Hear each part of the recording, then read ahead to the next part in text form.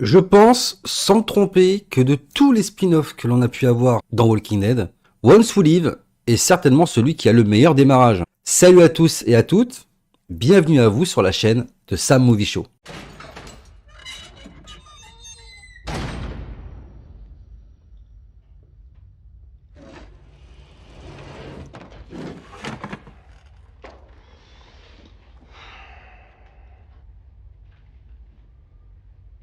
It's been a while since we had one of these talks.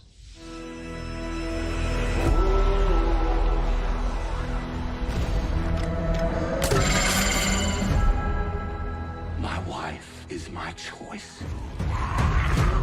My daughter is my choice. My life is my choice. It's been so long. Look in my eyes, sir. You tell me.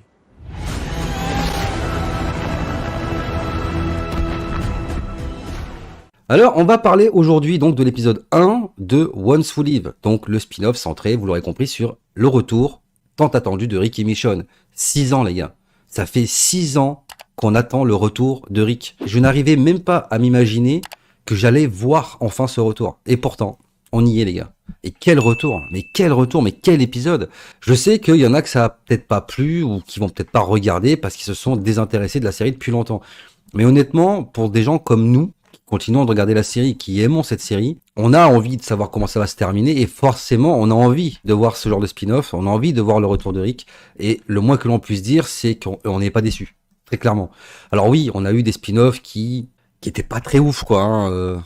Ouais, on a eu des saisons de Fear qui étaient quand même lamentables et catastrophiques. Moi d'ailleurs j'ai pour ma part lâché l'affaire avec ce spin-off. Je sais pas si c'est une bonne idée, je pense que je m'y remettrai petit à petit mais j'ai vraiment eu beaucoup de mal. Tales of the Walking Dead, je pense que j'en parle même pas. Hein, j'ai même plus envie de dire que ce spin-off n'a pas existé, hein, tellement c'était nul, mais nul. Et World Beyond, c'est World Beyond quoi. Est-ce que j'ai besoin d'en rajouter? Mais les spin-offs que j'appellerais pour ma part post-Walking Dead, c'est-à-dire après Walking Dead, donc Negan, Maggie, Daryl et plus ou moins Carol, de ce que j'ai compris, qui va elle aussi faire son retour dans la série, et bien évidemment celui de Rick et Michonne, ceux-là, t'as envie de les voir, quoi. C'est clair, quand t'es fan de l'univers, t'as envie de les voir. Donc, qu'est-ce que j'ai pensé de ce premier épisode, hein? Vous vous attendez tous, forcément, à ce que je vous donne une réponse. Eh ben franchement, je suis bluffé, quoi. Je m'attendais vraiment à être hypé, je m'attendais vraiment à ce qu'il se passe des choses de fou au vu des trailers qu'on a vus, mais je m'attendais pas du tout à ce que j'ai pu voir dans cet épisode. Déjà parce que ça va vite, ça raconte des tas de trucs, ça répond à beaucoup de questions que l'on se pose, notamment sur Rick, etc. Et encore une fois, ça va tellement vite qu'à la fin de l'épisode, je me suis dit, mais waouh, mais qu'est-ce qu'on va raconter dans les autres épisodes, quoi? Parce que limite, en un épisode, t'as tout dit presque. Alors, pas tout, hein, j'exagère quand même quand je dis ça, mais ça dit beaucoup de choses. Alors, je vais essayer d'aller à l'essentiel dans cette vidéo parce que je voudrais pas qu'elle dure 20 minutes, hein, c'est pas le but. Mais je vais quand même essayer de faire le point sur ce que j'estime être les choses les plus importantes de cet épisode. Alors, pour faire un résumé global de l'épisode, on va retrouver Rick, qui est donc plus ou moins prisonnier au sein de la CRM. On va comprendre petit à petit au fur et à mesure que l'épisode se déroule qu'il a pas tellement le choix, qu'il peut pas partir, il peut rien faire. Et je vais revenir plus en détail, bien évidemment, par rapport à tout ça, vous inquiétez pas. On sent que la CRM est omniprésente, qu'elle est puissante, qu'elle a une puissance écrasante sur les gens et que malheureusement, ça va être très compliqué de lutter contre elle. Il y a des personnages intéressants qui font leur arrivée également. Et on a bien évidemment, dans la finalité de tout ça, un semblant de retrouvailles avec Michonne. Alors, bon, les amis, on va commencer par le commencement, c'est-à-dire le début de l'épisode qui nous met dans le bain d'entrée, quoi. Ça blague pas. Là, dans ce spin-off, ça blague zéro, quoi. Et je vous l'ai dit, ce spin-off, enfin, cet épisode, en tout cas, il va à plusieurs reprises nous surprendre. Et ça faisait longtemps que l'on n'avait pas vu ça dans Walking Dead. D'être aussi surpris, quoi. Déjà avec Rick. Voilà. Tout à l'heure, je vous ai évoqué le fait que c'était très compliqué pour lui de s'échapper. On va le comprendre au fur et à mesure que, justement, que l'épisode se passe, qu'il a essayé plusieurs fois de s'échapper, qu'à chaque fois il est rattrapé, et que c'est très très compliqué de pouvoir partir. Donc ça déjà, ça répond notamment à la question de pourquoi il s'est jamais échappé. Je pense que toutes les personnes qui ont vu l'épisode ont compris que c'était pas possible en fait, quoi. Parce qu'à chaque fois, soit il a pas de chance, soit tu te rends compte qu'en fait il peut pas parce que il y a des informations sur lui et on va faire pression sur Rick, notamment sur sa famille, parce qu'on va comprendre notamment dans la fin de la saison 11, quand il balance la bouteille et qu'il se fait rattraper par l'hélicoptère, eh ben, que cette bouteille-là a été récupérée par l'un des soldats de la CRM qui a potentiellement des infos sur lui. C'est pas évoqué, mais on pourrait également penser que jadis, connaissant Rick, connaissant son groupe et ayant vécu pendant plusieurs années avec eux, peut elle aussi potentiellement être un danger également pour Rick et les siens, si tant est qu'elle puisse balancer des informations. Et ça, on l'a toujours pas vu, mais je serais pas surpris qu'on le voie. Donc, il y a une force pression. En gros, Rick, s'il s'échappe, par rapport à tout ce que l'on sait maintenant, ça pourrait causer du tort et même la mort de ses amis et de sa famille. De son côté, lui, quand il essaie de s'échapper, bah, il se rend compte qu'il peut pas parce qu'il est toujours rattrapé. On te fait comprendre en plus que le CRM, c'est quelque chose de secret. Un petit peu, ça fait un petit peu référence à la base 51. On a un plan, moi dans l'épisode, il y a écrit 51 sur une usine, et c'est vraiment ça à quoi je pense, c'est-à-dire que personne rentre. Tu vois, personne rentre, personne sort, et ça doit être ultra secret. C'est une des raisons d'ailleurs pour laquelle Rick ne peut pas partir comme il a envie, quoi, parce que ça doit rester secret. D'où le fait également qu'on fasse pression sur lui et sa famille, dans le sens où si tu pars, ben on tue tout le monde, quoi, parce que personne doit savoir que on est là, où on est, qu'on existe, ce qu'on fait, etc. Donc, pour résumer, Rick ne peut pas partir. Rick ne peut pas partir, mais on ne peut pas non plus amener les gens de sa communauté au CRM, parce que il y aurait trop de complications. La vie en plus au CRM, tu comprends que c'est pas non plus la joie, que t'as le délire avec les A et les B, on va y revenir ça aussi, qui fait que ça pourrait diviser un peu sa communauté. Enfin bref, ça sera un bordel. Ça sera un bordel et je pense pas que ce soit une solution.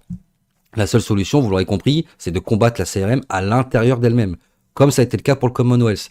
Et comme ça sera plus ou moins expliqué, on va dire, dans l'épisode, notamment avec le personnage d'Okafor, qui fait comprendre à Rick et Pearl que c'est ce qu'il veut, en fait. Il veut changer les choses de l'intérieur. Exactement comme ça a été le cas, je le disais, dans le Commonwealth, notamment avec Mercer. Pour abattre le Commonwealth, il fallait tout simplement se retourner contre son dirigeant, qui était Pamela. Et là, ça va être plus ou moins ce qui doit être fait, mais pour le Général Bill. Le Général Bill qu'on voit dans cet épisode, qu'on voit très peu, mais le peu que tu vois, tu sens que le mec il est pas là pour rigoler, quoi. Tu sens qu'il est pas là pour rigoler, et même Rick, tu vois qu'il est voilà, il le respecte, quoi, parce qu'il sait que lui il blague zéro, quoi. Alors tu sens qu'il y a un respect mutuel entre les deux personnages, mais encore une fois, le Général Bill tu le vois pas beaucoup, mais tu sais ce qu'il fait. Tu sais ce qu'il fait, tu sais à quel point il est capable d'exterminer des communautés entières, des villes entières. Et ça, Rick le sait. Donc, je pense que c'est pas non plus dans son intérêt de se confronter à lui directement, quoi. Alors, je vais revenir sur Rick et sur ses fameuses escapades, vu que c'est un petit peu le sujet. Rick, il est complètement abattu, démuni. Tu te rends compte que déjà, c'est ça que je trouve fort dans cet épisode, c'est qu'on voit Rick comme on n'a pas eu l'occasion de le voir souvent, en fait. On a déjà vu Rick fort et un peu abattu dans la série, on l'a vu être très fort, très sûr de lui, et de l'autre côté, on a vu son contraire, notamment avec l'arrivée d'un personnage comme Negan, où lorsqu'il se passe des choses un peu dramatiques dans la vie de Rick, notamment la mort de Carl, où tu vois que Rick est abattu. Mais on n'a jamais vu Rick abattu au point tel que l'on voit dans cet épisode. C'est-à-dire à un niveau de désespération totale, allant jusqu'à presque avoir envie de se suicider, parce que c'est clairement, c'est clairement explicite dans l'épisode. Quand il prend le bout de verre et qu'il se le met sur la gorge, ou quand il se confronte avec Okafor et qu'il lui met le flingue sur la tête en lui disant vas-y tire, c'est fini pour moi, je verrai plus les miens, vas-y tue-moi. D'ailleurs heureusement qu'Okafor est là pour le redonner un petit peu de baume au cœur, si j'ose dire, en lui faisant comprendre qu'écoute, ok, moi t'as perdu ta famille, mais moi aussi, j'ai dû tuer beaucoup de personnes, j'ai dû tuer ma femme pour faire des choix, etc., pensant que c'était les bons et pas du tout. Bref, tu sens que les deux personnages sont très torturés, que ils sont liés quelque part à leur passé, qui sont un petit peu les mêmes, entre guillemets, c'est-à-dire pas des mauvais personnages, ils ont fait des mauvais choix, il y a aussi eu des choses qui leur sont arrivées, qui étaient indépendantes de leur volonté, et c'est toutes ces ensembles de choses-là qui font les personnes qui sont aujourd'hui. Et en fait, Okafor voit en Rick, j'imagine, un allié de poids, justement, dans le fait qu'il veut renverser les choses et changer les choses. Parce que je pense que, même si c'est peut-être pas forcément très explicite, mais Okafor, je pense pas qu'il soit totalement d'accord avec ce qui se passe au CRM, avec les agissements de Bill, et il veut changer tout ça, encore une fois, au risque de me répéter, avec la référence avec le Commonwealth, c'est exactement la même chose. Et Eric est tellement désespéré et démuni, pour quelle raison? Parce que il sait, malgré ses tentatives désespérées de s'échapper, que c'est impossible. En 5 minutes, ça fait littéralement 5 minutes montre en main que l'épisode a commencé. On voit Rick d'une détermination totale, qui a une envie telle de s'échapper, qu'il va aller jusqu'à se couper sa propre main. Je sais pas si vous vous rendez compte. Cette scène, c'est une dinguerie. Et c'est, quand je vous disais tout à l'heure qu'au final, cet épisode va nous surprendre, il commence à nous surprendre dès les 5 minutes. Tu vois, dès les premières 5 minutes.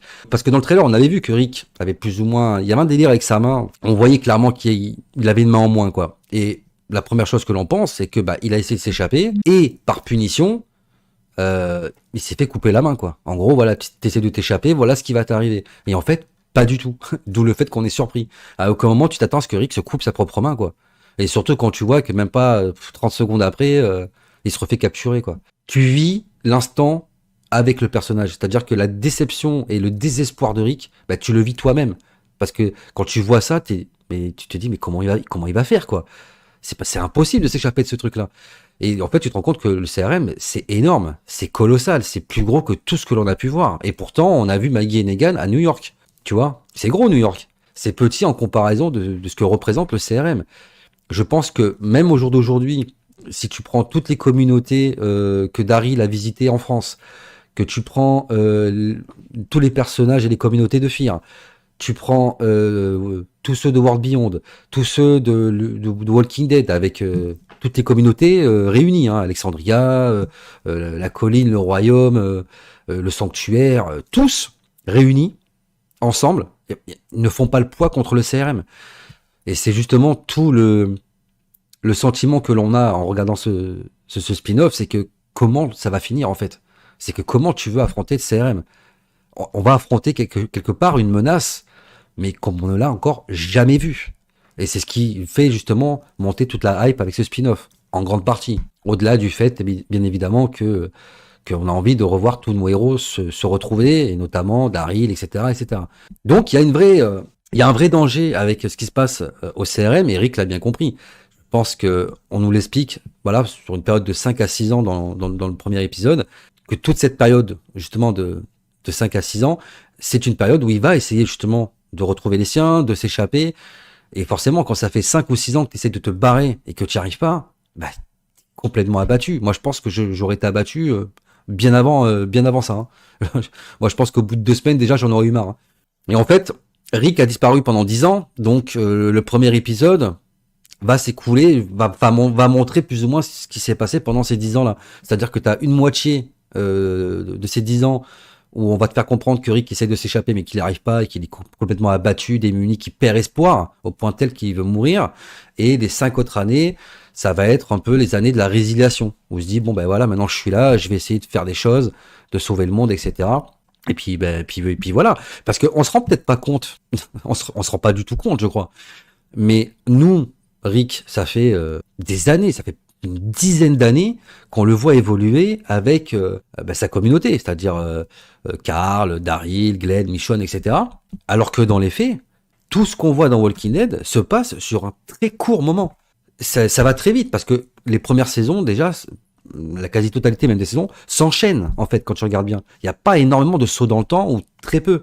Je veux dire, on retrouve Rick qui sort de l'hôpital, il va directement retrouver Morgan, puis retrouver sa famille. Ils sont dans un petit camp qui très vite se fait submerger, donc ils se barrent. Là, très vite, Sophia disparaît.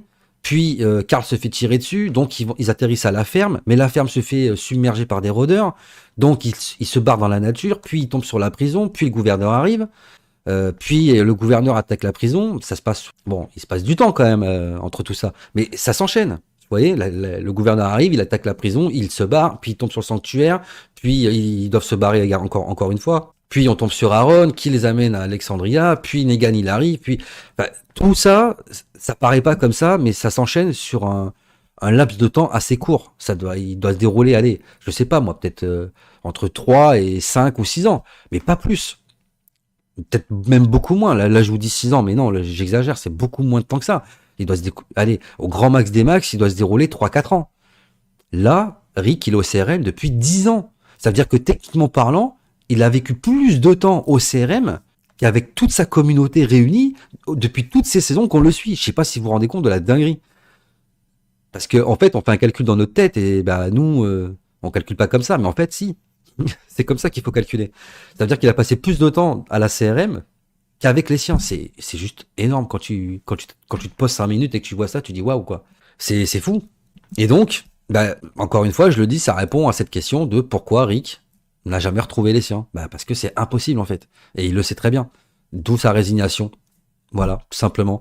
Alors, vous allez voir que avec le final de cet épisode, ça soulève encore une autre problématique. On va y revenir.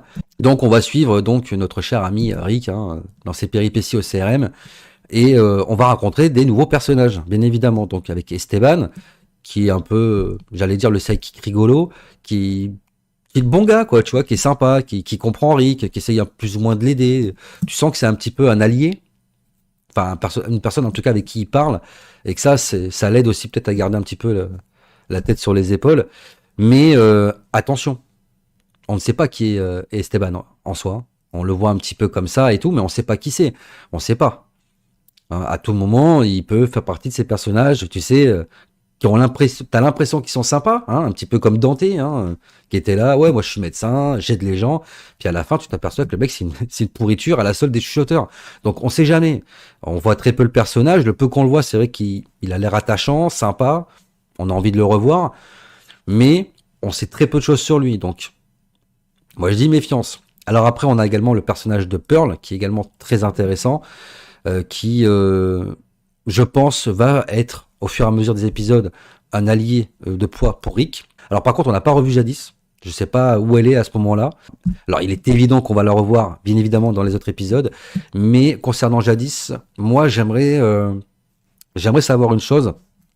Déjà, c'est est-ce qu'on va avoir un flashback où on va voir justement l'arrivée de Rick avec elle dans l'hélicoptère au sein du CRM et qu'on va tout simplement voir ce qui s'est passé et comment elle a amené Rick. Parce que globalement, là, on a eu un premier épisode, si vous voulez, qui était plus centré sur Rick.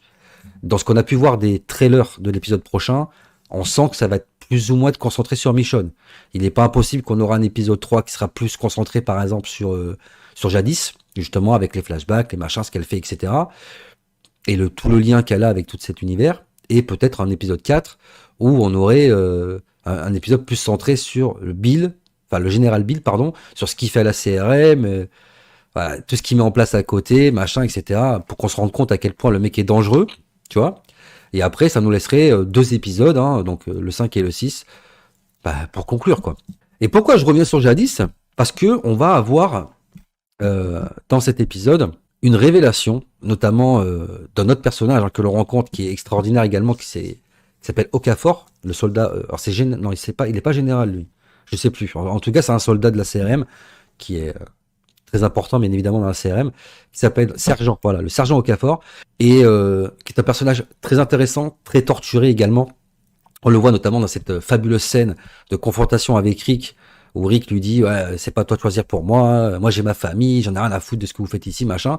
Et lui va s'énerver en lui faisant comprendre, les mecs, moi j'ai tout perdu, je suis comme toi en fait. Moi aussi j'ai fait des choix qui m'ont poussé à faire des choses que je voulais pas faire. J'ai bombardé des villes, j'ai massacré des milliers de personnes, j'ai tué ma propre femme, etc., etc.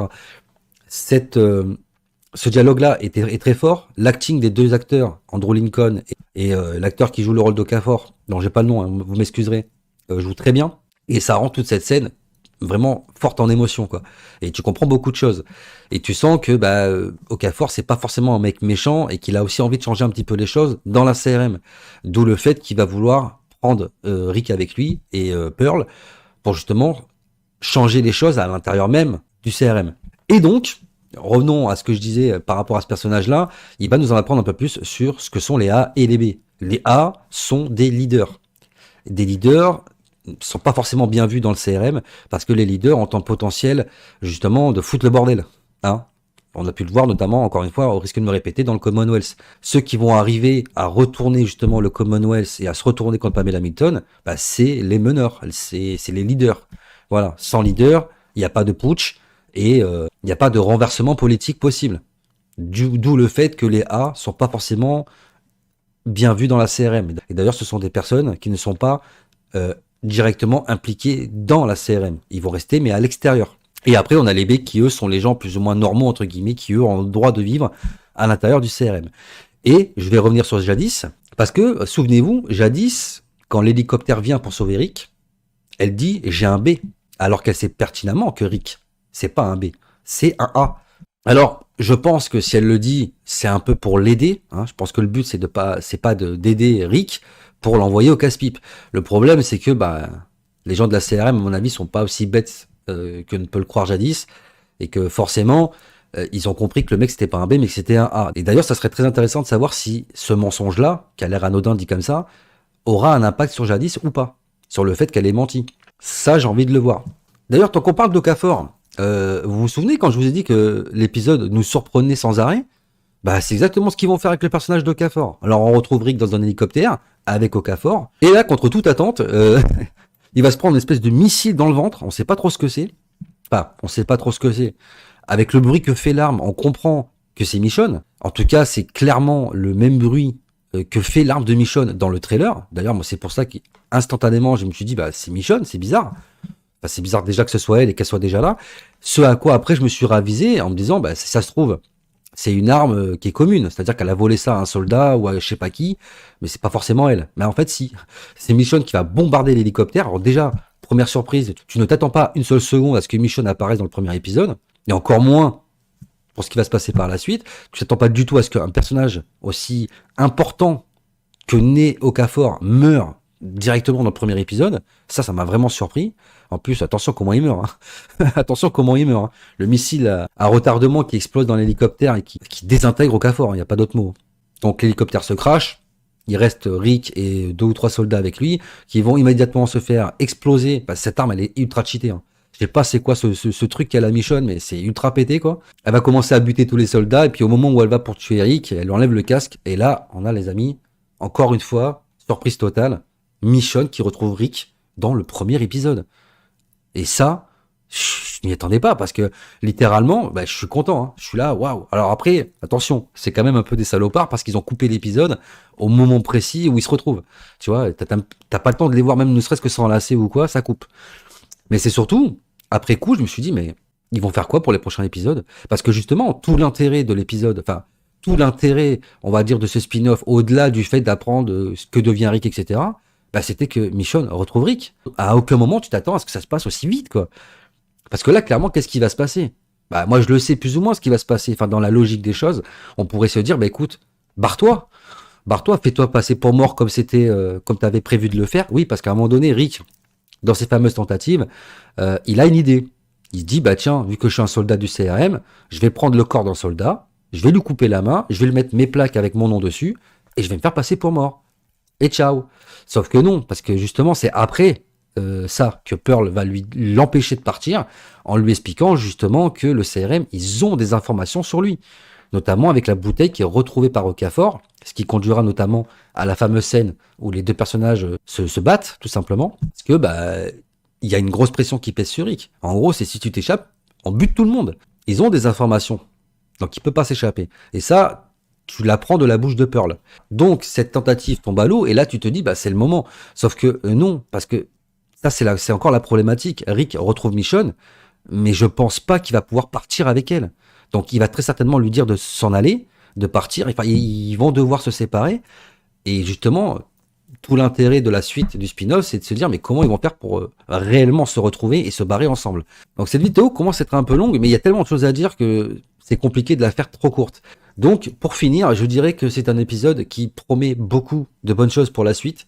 Il y a beaucoup de questions qui étaient sans réponse, dans lesquelles on a eu des réponses, notamment sur le fait que Rick ne puisse pas partir, pourquoi il s'est pas échappé, qui sont les A et les B. On apprend beaucoup de choses également sur la CRM, de quoi ils sont capables, et honnêtement, quand tu sais de quoi ils sont capables, ça fait extrêmement peur. Même nous, en tant que spectateurs, on a une certaine pression en se disant, mais le CRM c'est colossal, comment on va en venir à bout? Ça paraît même presque impossible. Les retrouvailles de Rick et Michonne, c'est sympa, mais comment ils vont finir par réellement se retrouver? Enfin, il y a beaucoup de choses à mettre en place. J'ai très hâte de voir la suite. On sent qu'il y a du budget. Ça, c'est indéniable. Il y a un vrai effort scénaristique, d'écriture, etc. Il y a de belles séquences au niveau de la photographie, même si tout n'est pas parfait, que tu as certaines incrustations qui sont pas non plus de toute beauté. Mais ça fait le taf, quoi. Vraiment, ça fait le taf. Ils ont vraiment, je pense, réussi pour ce premier épisode à nous mettre une vraie claque. Et j'ai vraiment hâte de voir la suite, quoi. Et pour finir, je dirais qu'on a beaucoup de clins d'œil, vraiment, avec la série mère, tout simplement. Déjà, on a le livre que donne Okafor à Rick sur l'art de la guerre, ou je sais plus c'est comment le titre du livre, vous m'excuserez, mais qui est globalement le même que Eastman donne à Morgan. On a également la référence avec le bras coupé. Parce que ça, je voudrais quand même revenir 2 secondes sur ce bras coupé de Rick. C'est une référence claire aux comics. Parce que dans le comics, pour ceux qui le savent, Rick perd sa main de la main du gouverneur, hein, sans mauvais jeu de mots. Le gouverneur tranche la main de Rick. Et ça, on l'a pas vu que Rick est parti et que c'est plus ou moins Aaron qui a repris un petit peu le concept en perdant son bras. En plus, on sait, enfin, en plus de ce que j'ai compris, Scott Gimple et Andrew Lincoln voulaient faire ça depuis longtemps, mais ils savaient pas tellement comment l'amener. Parce que ça pouvait être compliqué pour les plans, en tout cas. Ça rentrait pas dans les plans, en tout cas, de ce que je veux dire pour le personnage. Et là, ça colle. Voilà, le fait qu'il veut s'échapper, qu'il soit tenu en laisse tel un chien, ça m'a beaucoup marqué, ça. Et que le seul moyen de se barrer, c'est de se couper la main. Donc, c'est logique, ça fait sens, et puis ça colle avec ce qui se passe autour du personnage dans le comics. Donc ça, c'est plutôt intéressant. Et puis en plus, ça fait un peu effet miroir, si vous voulez, avec la saison 7, donc l'épisode 1 de la saison 7, où Rick doit couper la main de son fils. Moi, ça m'a beaucoup fait penser à ça. Et tant qu'on est dans les références, on pourrait également parler de ce moment où Rick raconte une histoire sur lui quand il était petit. Ça m'a beaucoup plu parce que c'est vrai que ça nous aide également à en apprendre un peu plus sur l'histoire de Rick, parce que le plus loin qu'on était arrivé avec Rick dans son histoire, c'est quand ils sont à l'université avec Shane, voilà, où ils se racontent un petit peu leur histoire de nana, quoi, entre guillemets. Mais en ce qui concerne son enfance, on savait rien jusqu'à ce qu'il raconte cette histoire. Et on apprend en fait que Rick, quand il était gamin, il vivait dans une ferme avec son père. Et à quoi ça vous fait penser immédiatement? Forcément, ça vous fait penser à Herschel. Et oui, et là, on comprend tout à fait pourquoi il y avait un lien aussi fort entre ces deux personnages. Parce qu'en fait, Herschel, il incarnait indirectement le souvenir du père de Rick. Et ça, j'ai trouvé ça fort, quoi. J'ai trouvé ça très fort, et puis c'est un bel hommage, bien évidemment, au personnage d'Herschel, dont l'acteur nous a quittés durant la sortie de la saison 9. Donc voilà, il y a plein de petites références comme ça que j'ai beaucoup aimé. Il y en a certainement d'autres, hein, peut-être que j'oublie, hein, vous m'en voulez pas, mais la vidéo est assez longue. Et honnêtement, si je voulais vous parler de tout ce que j'avais envie de parler, je ferais une vidéo de 2 heures. Donc voilà ce que je pouvais vous dire pour cet épisode. Cet épisode m'a laissé vraiment sur le cul, hein. Désolé de l'expression, mais c'est comme ça que je le ressens. J'ai très hâte d'être à la suite. J'ai très hâte de voir ce que va nous apporter, tout simplement, ce spin-off. Et puis surtout, les amis, j'ai envie de vous poser cette question, mais comment vous pensez que ça va finir? Forcément, ça va finir un jour ou l'autre. Et moi, j'ai une seule hâte, c'est de voir ce grand final avec tous nos héros réunis. Imaginez un épisode ou une série spin-off où on aurait les personnages de World Beyond, de Fear the Walking Dead, de Walking Dead réunis, et tout ce monde-là réuni, et pourquoi pas même les gens rencontrés dans les spin-offs, parce qu'il faut pas les oublier. Hein, Maggie et Negan rencontrent des gens, Daryl rencontre des gens, Rick rencontre des gens également dans leurs spin-offs respectifs. Imaginez tout ce monde-là réuni pour aller péter la gueule du CRM. Moi, j'ai envie de voir ça. J'ai envie de voir ça, les amis. Je suis très hypé pour ce spin-off. Je suis très hypé pour la suite. J'ai hâte d'être à la semaine prochaine pour vous présenter la vidéo réaction de l'épisode 2. D'ailleurs, à ce propos, merci, hein, vraiment, merci du fond du cœur, les amis, pour vos retours sur la vidéo réaction du premier épisode qui a juste explosé. Hein. Vraiment, je m'attendais pas à ce qu'elle fasse autant de vues. Donc, merci à vous. Et puis, j'espère encore une fois continuer à vous faire plaisir avec mes vidéos sur Walking Dead et sur d'autres choses, bien évidemment, tout au long de l'année qui va suivre. En tout cas, merci à vous pour votre soutien, merci à vous pour la visibilité que vous me donnez, merci également à la team Natsu pour les traductions, merci à toutes les pages Facebook que je ne peux pas citer parce qu'elles sont trop nombreuses, qui partagent mon contenu et qui m'aident également à me donner de la force. Merci à vous tous qui regardez les vidéos, et puis merci Scott Gimple, merci Walking Dead, merci à cette série d'exister et à nous donner autant de bonnes choses. Et j'ai envie de dire que l'amour que l'on donne à Walking Dead, ils savent nous le rendre malgré tout. Et ça, c'est bien de le souligner. Donc voilà les amis, c'est tout ce que je pouvais vous dire pour cet épisode. Encore une fois, j'ai très hâte d'être à la suite. Avant de partir, bien évidemment, si vous avez aimé la vidéo, je vous invite à vous abonner à la chaîne si vous ne l'êtes pas déjà. Lâchez votre plus beau pouce bleu. N'hésitez pas à bombarder les espaces commentaires.